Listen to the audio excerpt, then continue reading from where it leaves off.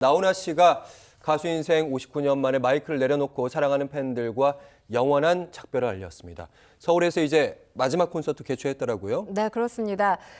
가수 인생의 마침표를 찍었다라고 말씀드릴 수가 있는데요. 지난해 2월이었죠. 박수 칠 때 떠나라는 진리를 따르고자 한다. 이런 이 은퇴를 시사하는 편지글을 공개하기도 했습니다. 그러면서 지난해 4월 인천을 시작으로 해서 전국 각지에서 팬들과 만나는 공연 무대를 계속 이어왔습니다. 그리고 지난 1월 10일부터 12일, 사흘 동안 5차례 서울 공연이 펼쳐졌는데 이때 공연장을 찾은 관객의 수만 무려 7만여 명에 달하는 것으로 전해집니다.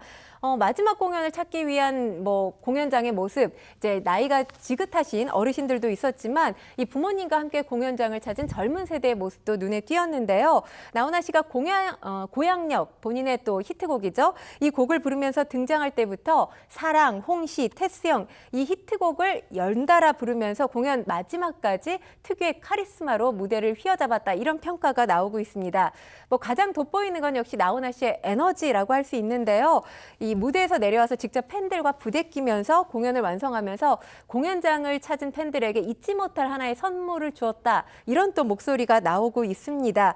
사실 시종일관 유쾌한 분위기로 콘서트가 진행됐다고 하는데 결국 마지막 곡이죠. 자작곡 사내를 부르면서 끝내 눈물을 보이는 모습을 또 연출하기도 했습니다. 사내답게 살다가 사내답게 갈 거다. 이 가사를 훈아답게 살다가 훈아답게 갈 거다. 이렇게 개사해서 부르기도 했는데요. 그날 여러 발언들이 또 논란이 되고 있습니다만 언행에 대한 평가 나뉠 수 있죠. 하지만 이제 나훈아 씨 특유의 퍼포먼스라든지 그의 뛰어난 가창력이 곁들여진 무대를 더 이상 볼 수 없다는 건 대중들에게 큰 아쉬움으로 남을 것 같습니다. 맞습니다. 예.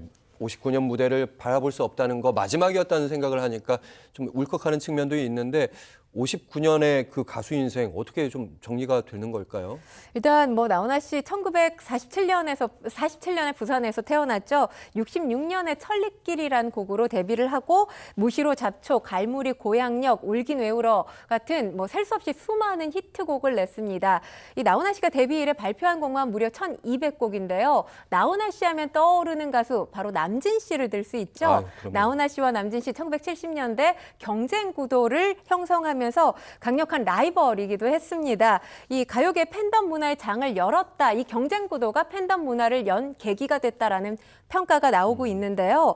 사실 친근한 모습으로 대중에게 다가갔던 가수 남진 씨와는 다르게 나훈아 씨 같은 경우는 신비주의를 계속해서 고수해 왔던 또 연예인이었습니다. 신곡 발표, 또 콘서트 이런 무대 외에는 나훈아 씨의 모습을 미디어에서 보기는 쉽지 않았죠.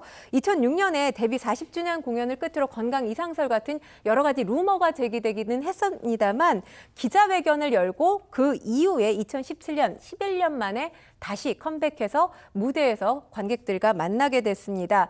사실 젊은 세대들은 왜 가왕이라고 부르는지 의아해했다가 2020년 한 방송사 주최로 나훈아 씨 콘서트가 열리면서 이 무대를 보고 매료돼서 테스형, 이 노래방에서 즐겨 부르는 곡이 됐다. 이런 또 젊은 세대들도 있었는데요.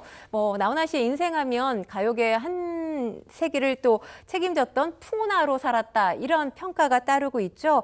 가수로서 무대에 서는 동력을 꿈이라고 이야기를 했는데 이제는 무대에서 내려왔기 때문에 자연인으로서 어떤 꿈을 꾸며 살게 될지 또 이것도 역시 대중이 관심을 갖게 되지 않을까라는 생각을 해봅니다. 네.